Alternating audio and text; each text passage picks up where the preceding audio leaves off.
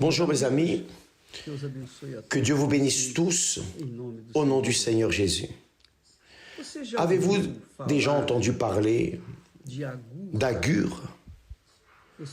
Vous entendez parler d'Abraham, d'Isaac, d'Israël, de David, de Salomon. Vous avez déjà entendu parler des rois, des prophètes, Jérémie, Ésaïe, les apôtres, le Seigneur Jésus lui-même. Mais la question est, avez-vous déjà entendu parler d'Agur? Agur était un homme commun, simple, mais à lui a été révélée une sagesse qui est venue du propre trône du Très-Haut. Donc, au chapitre 30 de Proverbes, vous allez trouver ainsi parole d'Agur. Parole d'Agur, fils de Jaquet. Sentence prononcée par cet homme pour Itiel et pour Ucal. Donc il commence à parler, cet homme sage, Agur, commence à parler. Et alors, au verset 7, il fait sa prière, enseignant ses disciples. Il dit ainsi, je te demande deux choses, c'est-à-dire à Dieu, je te demande deux choses, ne me les refuse pas avant que je meure. J'ai demandé deux choses, ne me les refuse pas avant que je meure. Éloigne de moi la vanité et la parole de mensonge. C'est la première chose. Éloigne de moi la vanité et la parole de mensonge. Et la deuxième chose, ne me donne ni pauvreté, ni richesse. Accorde-moi le pain qui m'est nécessaire.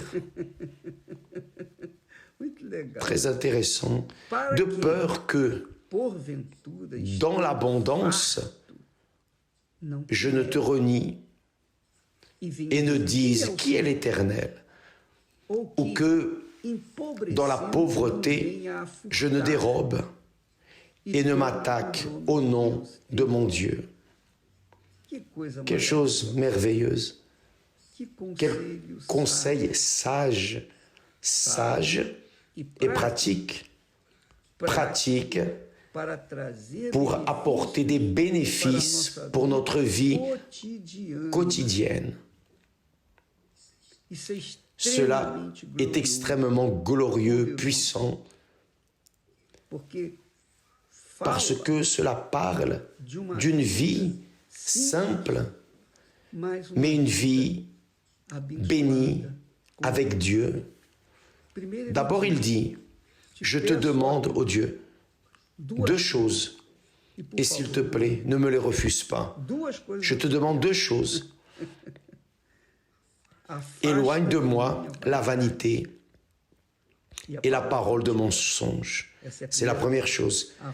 Éloigne de moi la vanité et la parole de mensonge. Vous saviez, et certainement qu'il y a des personnes qui nous écoutent en cet instant, qui vont être d'accord avec ce texte.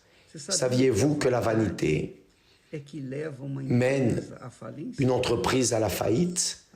Tout comme la vanité mène une entreprise à la faillite, la vanité mène le vaniteux à la dépression, à la disgrâce, à l'infortune, à une vie malheureuse, sans grâce, parce que la vanité satisfait au moment présent, mais avec le temps, cette vanité perd son sens, sa valeur, mais il est déjà trop tard. il est déjà trop tard parce que la personne tombe dans la frustration. Par exemple, juste à titre d'exemple, l'artiste, le chanteur, la personne qui travaille avec les arts, elle veut être honorée, glorifiée. Le joueur de football qui, après avoir marqué un but, lève les bras demandant la gloire des supporters. Et les supporters lui donnent la gloire. Sauf que lorsqu'il perd les forces, la vigueur, et qu'il arrête de jouer au football, alors il est mis sur l'étagère, où il est même caché, et il disparaît, et toute sa gloire se termine. Et là viennent la frustration, la dépression, la douleur, enfin. Donc, Agur demande à Dieu deux choses. Éloigne de moi la vanité, qui est une chose coutumière, naturelle de l'être humain. Éloigne de moi la vanité et la parole de mensonge. Le mensonge, parce que le mensonge a les jambes courtes, tout le monde le sait.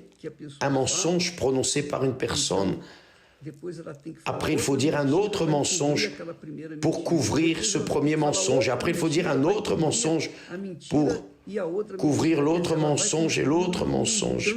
C'est-à-dire elle construit une montagne de mensonges. Et arrive un moment où cette montagne fond et tout vient à la lumière et sa honte, son humiliation, sa perte est totale. Donc la première chose qu'il demande, c'est d'éloigner de lui la vanité et la parole de mensonge. La deuxième chose qu'il demande à Dieu, c'est de ne me donne ni pauvreté, ni richesse. Je ne veux pas être pauvre, mais je ne veux pas non plus être riche. Accorde-moi le pain qui m'est nécessaire. Le pain quotidien, le Seigneur Jésus nous enseigne à prier. Le pain quotidien est nécessaire. Le pain quotidien.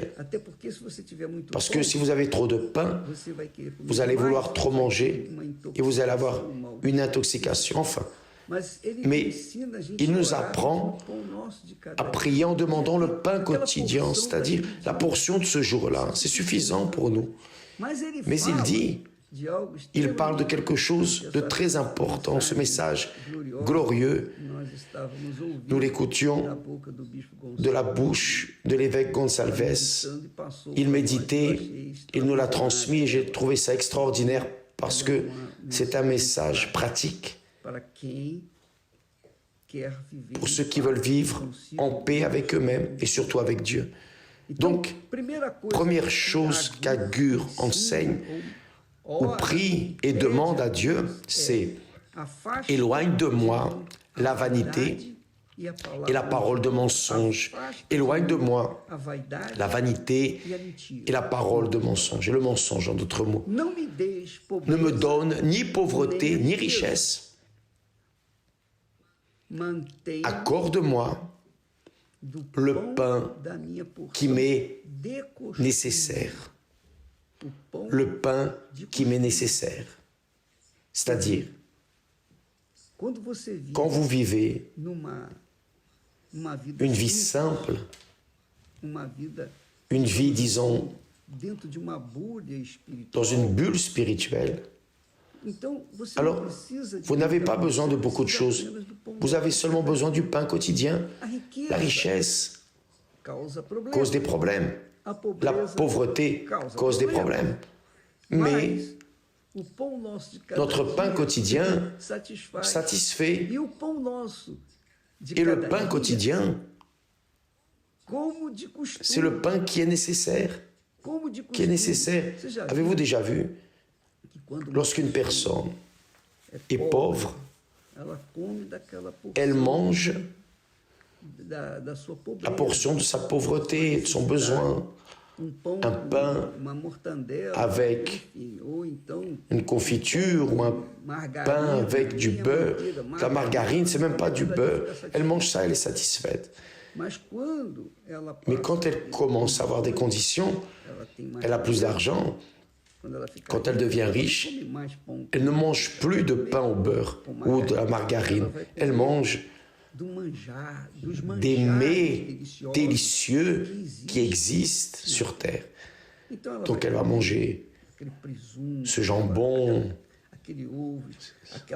ces choses plus sophistiquées. Des choses sophistiquées, elle va vouloir manger des choses dont elle n'a pas l'habitude. Et comme ces choses, elle n'en a pas l'habitude, qu'est-ce qu'elle fait? Elle mange au-delà de son besoin. Et là, c'est là qu'elle a des problèmes. Parce que vient le problème de santé, parce que son organisme n'est pas habitué à cela. Alors il dit, éloigne de moi la vanité, la parole de mensonge. Et parole mensongère, ne me donne ni pauvreté ni richesse. Accorde-moi le pain qui m'est nécessaire, le pain quotidien, rien de plus, rien de moins. De peur que, dans l'abondance, je ne te renie et ne dise qui est l'Éternel. C'est ce qui arrive beaucoup.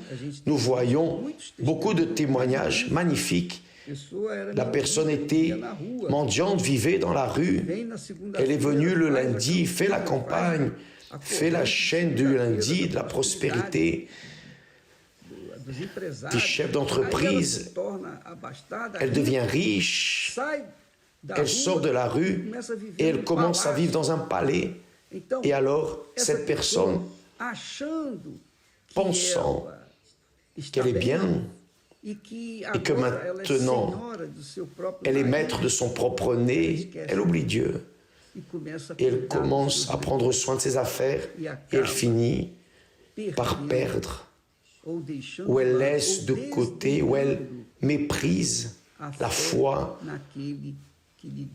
en celui qui lui a donné la richesse. Elle oublie d'où est venue la richesse. La richesse est venue de la foi. Mais elle oublie la foi. Ah, j'ai plus besoin de la foi. Je vais prendre soin de ma richesse. Et elle finit par tout perdre. Et elle revient à la misère. Et pire qu'à la misère. Parce que maintenant, malheureusement, la personne est complètement livrée à la froideur spirituelle. Donc, il dit, ne me donne ni pauvreté ni richesse. Accorde-moi le pain qui m'est nécessaire, une vie simple, de peur que dans l'abondance je ne te renie et ne dise qui est l'Éternel, ou que dans la pauvreté je ne dérobe, je ne vienne pas mentir, tromper, je ne vienne pas à essayer de conquérir les choses sur la base de l'immoralité, de l'indécence ou d'une vie erronée. Il dit, ne me donne ni la pauvreté ni richesse, de peur qu'en étant riche, je ne vienne à renier le Seigneur qui m'a donné, et qu'en étant pauvre, je ne dérobe et ne m'attaque au nom de mon Dieu. Jésus nous apprend cela dans la prière du Notre Père. Donne-nous aujourd'hui notre pain quotidien. Donne-nous aujourd'hui. C'est tout.